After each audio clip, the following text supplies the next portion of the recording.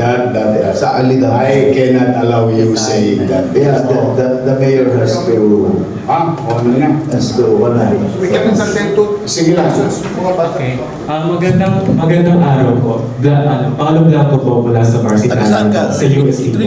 Mayor Isko po, sinabi niyo po yung Fusion Alley is here to stay po. Ngunit nga po, ito po ay nagkaroon ng mga reklamo sa mga estudyante, sa mga businesses at marami po pong iba. Tapos saan po nagkaroon po ng complaint tulad nga po ng Star Garden Dormitory. Ang tanong po lang po, Bilakad ka ba? tinatanong po lang po, kasi po nagkaroon po ng nagkaroon po ng complaint ang Star Garden Dormitory. Isa pong dormitory malapit po sa Star? Garden Dormitory po. Okay. Malapit po ito sa UST at maraming mga estudyante na nakatira dito. Dahil nga po, ang nagkaroon po ng reklamo ang mga estudyante kasi nga po sa Fusion Alley po ay nagkakaroon ng parang ingay, noise pollution at tuwing umaga po ay napakadumi din po at lalong-lalong na din po. Okay ka naman, Doyan, but I will contradict that madumi sa araw. Sa alidang. I cannot allow you saying that because sa gabi, pinalilinis ko yun. Sa araw, pinapa-flashing ko yun. Kasi lahat na sinasabi mo daw. Now, let me ask you, have you seen and experienced na dugyot sa araw? Based on my personal experience po, I'm not speaking in a generalized fact. Pero tuwing umaga po, yes po. Nakita mo, madumi. Madugyot po siya at mabaho po. Kasi po yung mga basura po ng mga food establishments po doon. Food establishment. Yung mga negosyante po, yung mga nagtitinda po ng mga pagkain po. I'm sorry to hear that, but as far as our report, because there is a chat group, the same thing with what's happening in Carriedo, Blumentritt, Night market. Recto, every day may pictures yun. But let me go now to your question. Ano yung gulo na sinasabi mo? So you want me to shut down the entire No, hindi po. Tinatanong ko lang po kung ano maaaring mga pwedeng solusyon tungo po sa Fusion Alley po. Before kasi, you were everywhere. Do you agree with that? You're everywhere. You're along the Masalan, you're along the streets, you're along the Banqueta. You're everywhere. Why didn't you complain na maingay nung araw? Now when we organize it, No, maingay po tuwing gabi rather po. hindi nga, ibig sabihin nung araw, you're everywhere. Kasi kailangan mapakinggan yung damdamin ninyo tunay. Bakit nung araw, nung wala yung fusion namin, they're everywhere. Opo. Am I claiming true? Yung zero vendor policy po. Am I claiming true that you're everywhere? Nakakalat lahat. Opo. They're everywhere. Kasi we have to be honest with our questions so that we can... Kaya matanong kasi I can close it down. If you want it now, I will close everything. Easily. Pero tanong ko lang po, na-receive po ba sa City Hall yung complaint ng Star Garden Dormitory po? That I don't know. According to our report daw po, ay nag-submit po sila ng complaint sa City Hall daw po. Sabi po There is about 50 plus agencies that did use everything. sige po. Patanong mo lang, ang pakisuyo ko. Hindi, parang lang tayo, we call a spade a spade. Padala mo sa akin, bibigay ko naman. Okay na. Yung isang takdang tayo siya. Sige po. Para I doubt it, kaya ulit-ulitin ko Personal complaint. nung araw kasi, ito kasi nangyari dyan para ito yung bata kasi wala. Medyo to eh. Nung araw, yung may-ari ng pwesto, Yeah, medyo. sinasabog niya yung maketa and everything. Mag-iihaw dito, mag-iihaw doon. Maghahalo dito, maghahalo doon. So you don't, para lang magkaintindihan Sige po. what the government is doing. So, yun ang hindi nga pwede ba, ano ba ang kali pwede natin ibigay?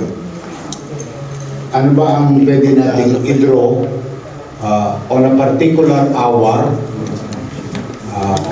particular day, at nang hindi maabalang lahat. Kasi nakakalat sila lahat all over UST. Kaya sabi ko, so that we can regulate them, we can inspect the water quality, sanitation, cleanup, and so on and so forth. Ang pinagtataka ko naman, nung nakakalat sila nung araw,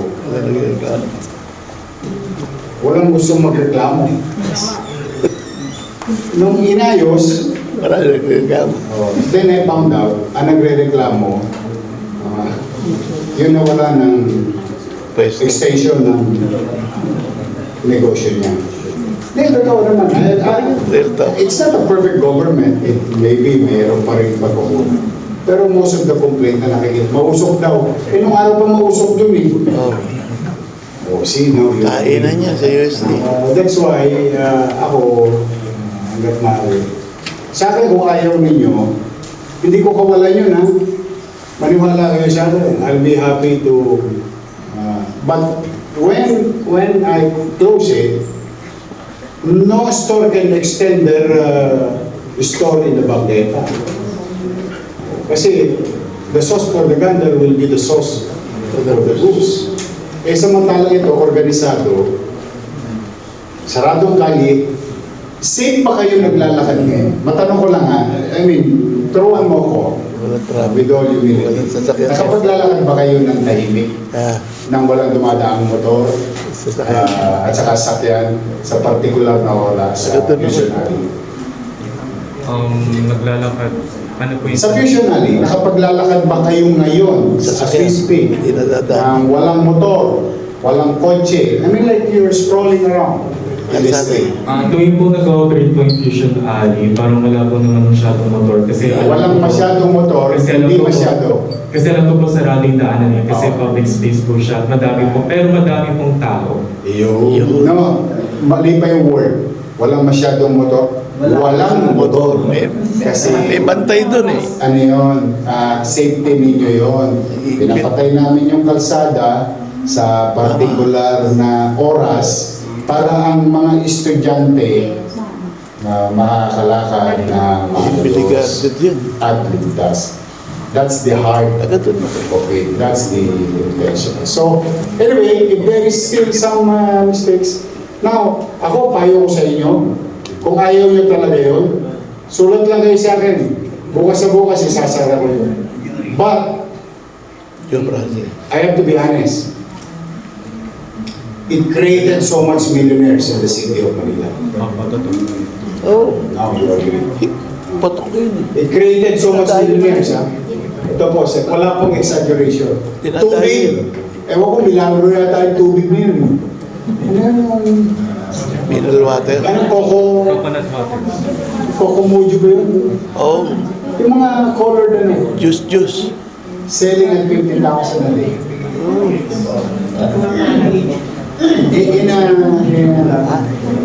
Sa USD. So, it created opportunity, business. Ang kailangan lang doon, lagi ko sinasabi sa kanila, gusto ko sa umaga nagdaanan ng kalsada, Yung kalsada sila. nagagamit yung kalsada, Sama-sama na kayo. linisin ninyo. Now, kung kulang pa sila, sasabihin ko, last nyo na yan. Pag bumaho pa yan, Go na. sasarado ko na yun. Okay naman ako. Pero may... Kaya, sure. Ako daw. Go ahead. No, let him give him a chance. So, to clarify lang po, my question po is in regards to the welfare of the students po. So, yun lang naman po at maraming salamat po, Mayor. Basta rest assured that the sanitation, hindi, yung welfare ng estudyante, ayaw niyo ba sila doon? I have to know this. Ayaw niyo sila doon. Ayaw niyo ba? Hindi naman po para Kasi sa kayo akin. number one customer eh. Pero gusto po namin malakman ang mga hakbang ninyo po tungkol po sa Fusion Alley. Kasi po, nagkakaroon po kami ng complaints. Pwede po siya mabasa sa Varsitarian po na may mga complaints po doon, lalo-lalo na sa mga estudyante at lalo-lalo na po sa mga dormitories. Kasi po sa Fusion Alley po, may mga dormitories po doon eh. May mga estudyante na tutulog at Tama naman.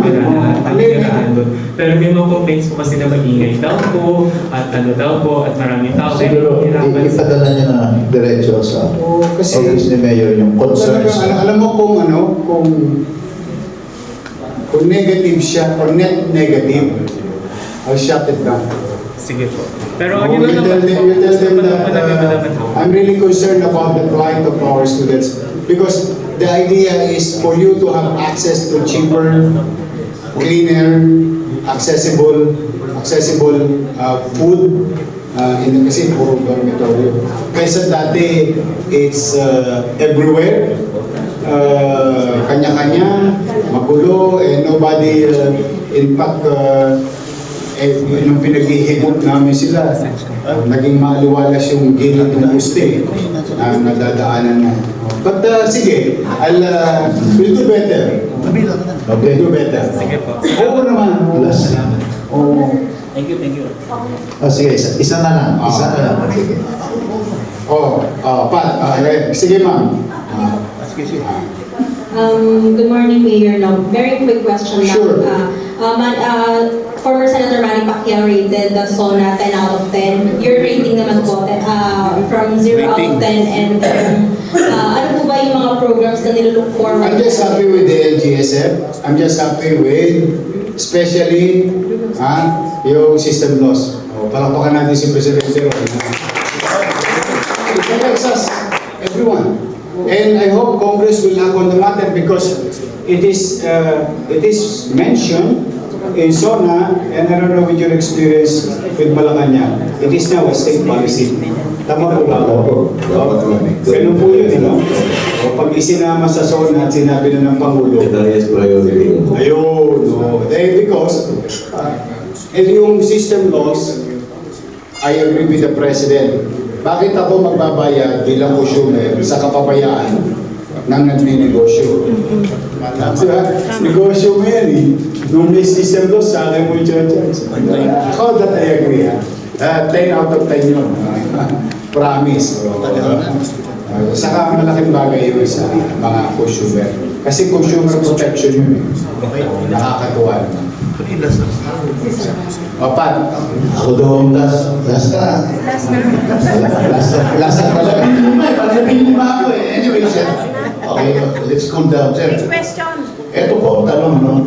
Nasabi mo yung mga magandang future ng Manila, tsaka sabi ni Sir Joey, ang national na daw yung pananaw ko sa governance. Ano tatakbuhin mo? Tatakbo ako Ito mula sa ano tatakbuhin mo national na yan ang tanong ko. Siguradong tatakbo ako. Tatakbo akong mayor sa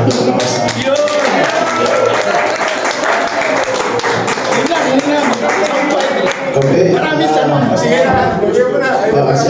Last na tanong. Sir, tanong ko lang sa healthcare natin, sa health center. Kasi ako, pupunta po ako doon, nag-aabi.